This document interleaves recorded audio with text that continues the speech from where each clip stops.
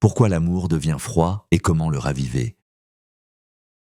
Pourquoi l'amour devient-il souvent froid? Au début, tout est chaleureux et affectueux. Et avec le temps, l'étincelle disparaît. On accuse la routine ou la familiarité inévitable des relations à long terme. Pourtant, la véritable raison est souvent plus profonde et réparable. Quand une relation perd son éclat, on suppose que c'est naturel, comme lorsqu'on se lasse d'un film ou d'un gadget. Mais l'amour ne s'efface pas à cause de la familiarité. Il s'éteint à cause de douleurs émotionnelles non résolues. La froideur n'est pas de l'ennui, c'est un symptôme d'une détresse cachée. Quand on se désengage d'une relation, ce n'est pas parce qu'on ne s'aime plus, c'est parce que quelque chose, chez notre partenaire, nous a blessés, frustrés ou effrayés et qu'on ne sait pas l'exprimer. L'amour nous rend vulnérables comme rien d'autre. La partie de nous qui aime et est fragile est facilement blessée. De petites blessures à de petites blessures, interrompre une histoire, manquer d'intérêt, préférer un livre à un câlin, peuvent paraître anodines. Mais pour le soi vulnérable, elles sont profondes. Au lieu d'exprimer ses sentiments, on reste silencieux. Dire « j'ai été blessé parce que tu n'as pas demandé comment s'est passée ma journée » peut sembler humiliant. Alors, on se retire. La froideur devient un mécanisme de défense, une façon de se protéger de nouvelles blessures.